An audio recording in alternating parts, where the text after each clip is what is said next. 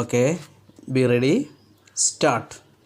Ladies and gentlemen, I have great pleasure to be with you today to take part in the annual general meeting of the Indian Chamber of Commerce and Industries, Calcutta. At the outset, I would like to thank the organizers for inviting me to address this meeting. You are very well aware that our 5-year plans have given a big hope to our people for a better future. There are signs of development in our farms and factories. By and large, there has been a commendable display of mutual goodwill between different sections of our ancient society.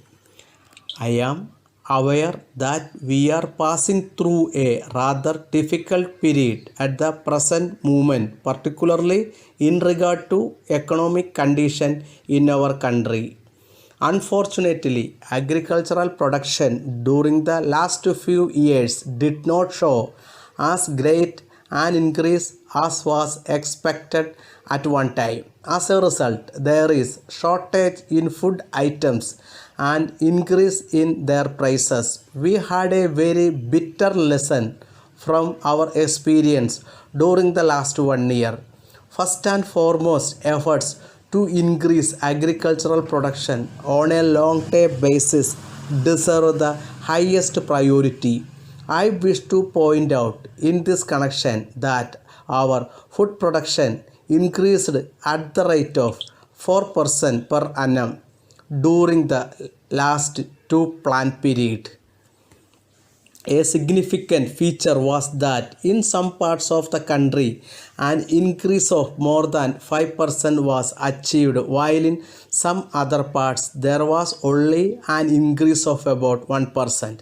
There is no reason why the high rates of growth attained in some parts of the country. The farmer has to be provided with all facilities such as better seeds, better manures and irrigation facilities.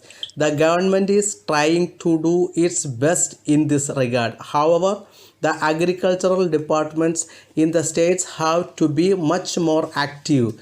They must give more accurate figures about the production of different crops. The government must not only work for the supply of all the facilities required by the farmers, but it must also see to it that they are fully utilized.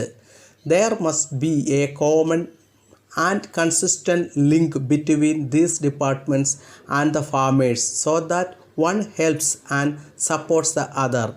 The accent in the next 5-year plan must be on the well-being of the common man. In the course of the next 10 years or so, it will be our aim to ensure a minimum living standard to our people. In the realization of this objective, the private sector will necessarily have to play an important role.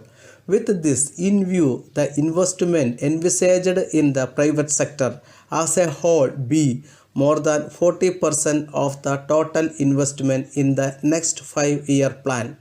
We in India are very well aware that industrialization is also important for the economic development of our country. It is essential because it increases the supply of goods which people need. It also provides employment and livelihood to our growing population in a much faster way. We are also aware that there are many difficulties in the way of setting up new industries. The shortage of foreign exchange is the major problem. I am, however, happy to tell you that many developed countries in the world have come forward to help us in the matter of setting up new industries in India. We are much thankful to these countries. I once again thank you for the opportunity given to me and wish you success in your deliberations. Letter for Messrs. Brown and Company, London, to the Executive Director, National Enterprises Limited, Bombay. Dear Sir, we have great pleasure in acknowledging the receipt of your letter of the 25th instant. We thank you very much for your further order for the supply of the electric motors. We, however, regret to inform you that we are not able to accept your order at the prices mentioned in your last catalog. This is because of the increase in the prices of raw materials in the recent times. We therefore request you kindly to consider all previous catalogs as cancelled. We wish to state in this connection that we have informed our customers about the increase in prices by a circular letter dated the 22nd instant. But we find from our register that your name is not in the list. It must have been omitted through some mistake on the part of our staff, for which we tender our sincere apologies.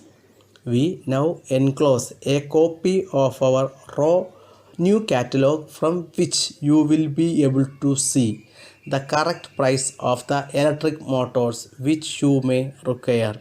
We can deliver them at the shortest possible notice. We have every hope that this small increase in price of these motors will not in any way affect our business in view of their high reputation in the market. Hoping to hear from you in due course. Yours faithfully. Stop.